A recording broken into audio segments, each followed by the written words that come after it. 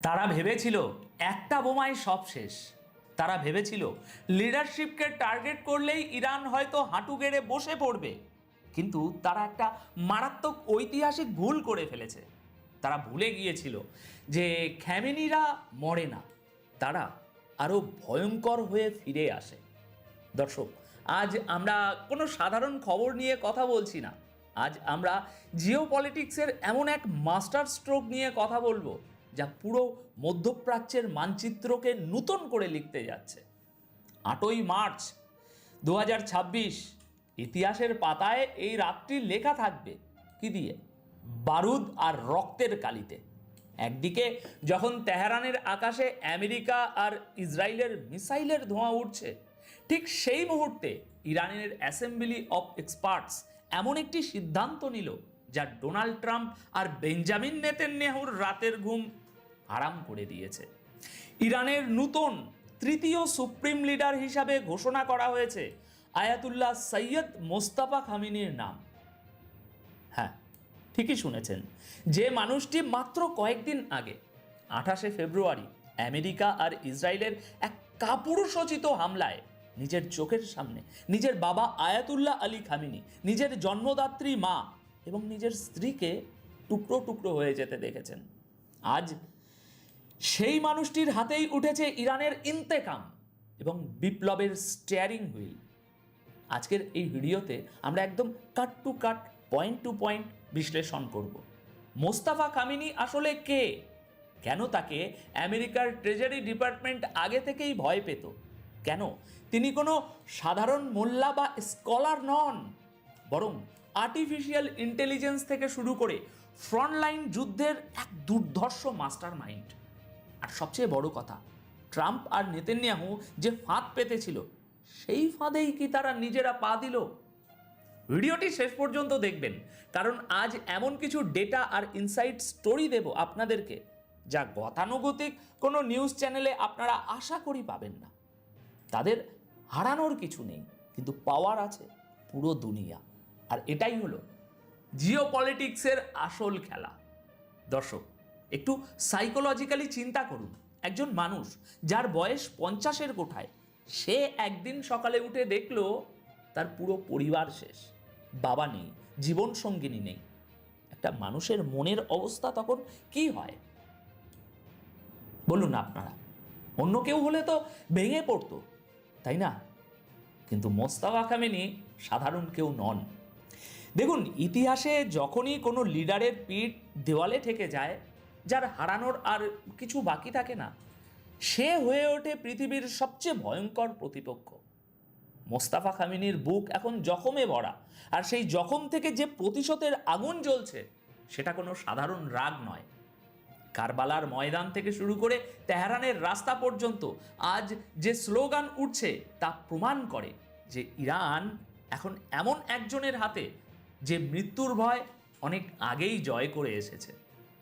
Israel আর America ভেবেছিল শীর্ষ নেতাকে হত্যা করলেই পুরো কমান্ড চেন ভেঙে পড়বে। সিরিয়াসলি একটু ভেবে দেখুন তো, এটা কি কোনো হলিউডের সিনেমা যে ভিলেনকে মারলেই সব রোবট অচল হয়ে যাবে?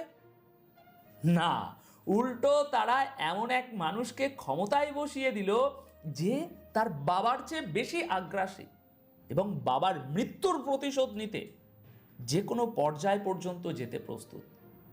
অনেকেই হয়তো ভাবছেন, এই নতুন সুপ্রিম লিডার তো সারা জীবন শুধু মাদ্রাসায় বসে ধর্মতত্ত্ব পড়েছেন, এর তো যুদ্ধের কোনো অভিজ্ঞতা নেই। দর্শক, এখানেই ওয়েস্টার্ন মিডিয়ার সবচেয়ে বড় ভুল। আপনাদেরকে একটা স্টোরি বলি, দাঁড়ান। সালটা 1969। মাজদাদ শহরে মোস্তফা খামেনির জন্ম হয় যখন তার বয়স মাত্র 17 বছর। তখন ইরান ইরাক যুদ্ধ তুঙ্গে। আপনাদের কি মনে হয় সুপ্রিম লিডারের ছেলে বলে তিনি তেহরানের কোনো সেফ হাউসে বসে ভিডিও গেম খেলছিলেন? একদম নয়। মাত্র 17 বছর বয়সে তিনি ফ্রন্ট লাইনে গিয়ে সরাসরি যুদ্ধে অংশ নিয়েছেন। ওই কাঁচা বয়সেই যদি একটা ছেলে বুলেটের শব্দ আর বারুদের গন্ধ এইসব নিয়ে থাকে, তবে সেটা দিয়ে কি হবে? সেটা দিয়ে সেই মানুষটা ইস্পাতের মতো শক্ত হবে। যে লোকটা 17 বছর বয়সে চোখের সামনে মৃত্যু দেখেছে, তাকে আপনি 56 বছর বয়সে এসে মিসাইলের ভয় দেখাবেন? যুদ্ধের পর তিনি যখন ধর্মীয় শিক্ষায় মন দিলেন, সেখানেও তিনি নিজেকে একটা অনন্য উচ্চতায় নিয়ে গেছেন। আজকে তার ক্লাসে হাজার হাজার স্টুডেন্ট বসে। আর জানেন সবচেয়ে আশ্চর্যের বিষয় কি?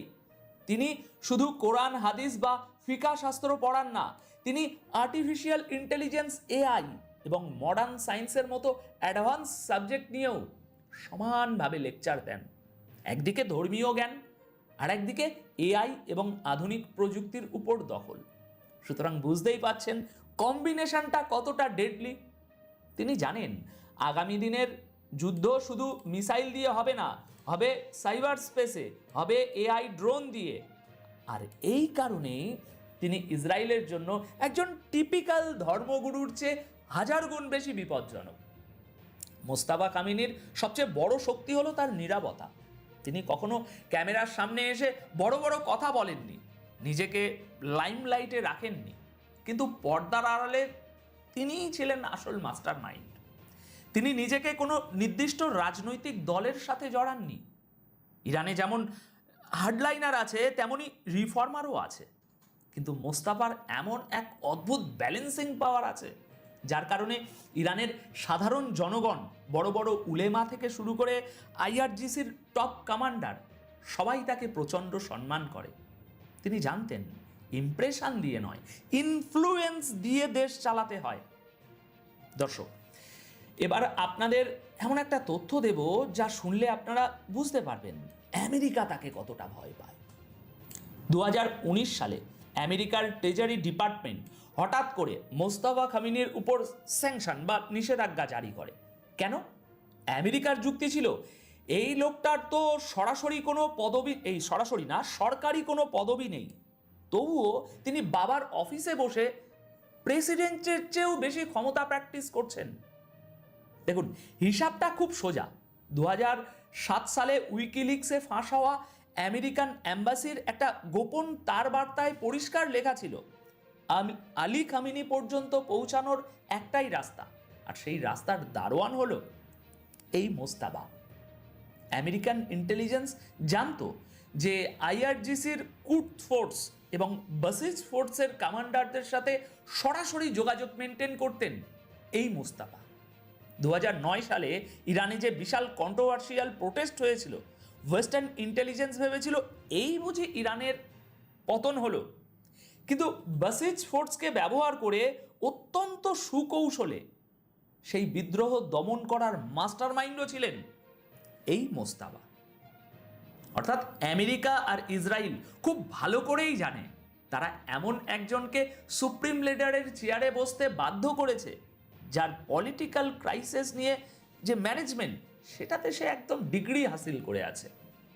দর্শক, এবার একটু বৃহত্তর জিওপলিটিক্যাল ক্যানভাসে তাকাই। ডোনাল্ড ট্রাম্প আর বেঞ্জামিন নেতানিয়াহু গত কয়েকদিন ধরে খুব বড় গলায় বলেছিলেন আমরা লিডারশিপ শেষ করে দিয়েছি, পরবর্তী সুপ্রিম লিডারও আমাদের নিশানায় থাকবে। সিরিয়াসলি বলুন তো, এনারা কি আসলেই ইতিহাসের পাতা উল্টে দেখেছেন কখনো? আজকে খামেনিকে হত্যা করে তারা মোস্তাফাকে ক্ষমতায় নিয়ে এলো, যে মোস্তাফার স্ত্রী ওই হামলায় শহীদ হয়েছেন। ট্রাম্প আর নেতানিয়াহু আসলে একটা আইডিওলজিকে বুলেটের ভয় দেখাচ্ছেন, কিন্তু ইরানের স্ট্রাকচার তো কোনো একজন মানুষের উপরে দাঁড়িয়ে নেই, এটা একটা নিশ্চিদ্র সিস্টেম। জঙ্গলে যেমন এক সিংহ গেলে আর এক সিংহ রাজত্ব নেয়, তেমনি শহীদ আলী খামিনির পর আজ ইদানিংকালের সবচেয়ে তীক্ষ্ণ বুদ্ধিসম্পন্ন আরেকজন খামিনি ক্ষমতা নিয়েছেন। সুতরাং কি কি একই বলুন তো? রক্ত একই, ডিএনএ একই, আর জেদ আগের চেয়ে হাজার গুণ বেশি। মোস্তাফার এই ক্ষমতা গ্রহণ আসলে ট্রাম্প আর নেতানিয়াহুর ওই দম্ভের মুখে একটা সজোরে চড়। তারা চোখে চোখ রেখে যেন বলছে তোমরা কতজন খামেনিকে মারবে। প্রতিটা চাদরের নিচ থেকে, প্রতিটা মসজিদের মিম্বর থেকে আরেকজন খামেনি বেরিয়ে আসবে। দর্শক, আমি শুরুতেই বলেছিলাম, আর এটাই হলো আসল খেলা। মোস্তাফা সুপ্রিম লিডার হওয়ার সাথে সাথেই আপনারা দেখেছেন ইসরায়েলের উপর কি লেভেলের কাউন্টার অ্যাটাক শুরু হয়েছে। এর মানে কি? এর মানে হলো আগের সুপ্রিম লিডারের যুগে হয়তো কিছুটা কৌশলগত ধৈর্যের জায়গা ছিল, কিন্তু মোস্তাবার ডিকশনারিতে এখন ওই ধৈর্য শব্দটা নেই। এই লড়াইটা হবে সরাসরি, কারণ তার কাছে প্রমাণের আর কিছু নেই। সাধারণ মানুষ তার সাথে আছে, এলিট ফোর্স তার পকেটে, আর তার নিজের হারানোর মতো পিছুটান অবশিষ্ট নেই। এই নূতন খামেনির যুগ হলো এমন এক যুগ যেখানে ভয় নামক কোনো শব্দের অস্তিত্ব থাকবে না। দর্শক, আমি চেষ্টা করেছি খুব কম সময়ের মধ্যে কোনো রকম বাড়তি কথা না বলে একদম ফ্যাক্টস এবং লজিকের ভিত্তিতে মোস্তাফা খামেনির প্রোফাইলটা আপনাদের সামনে তুলে ধরতে।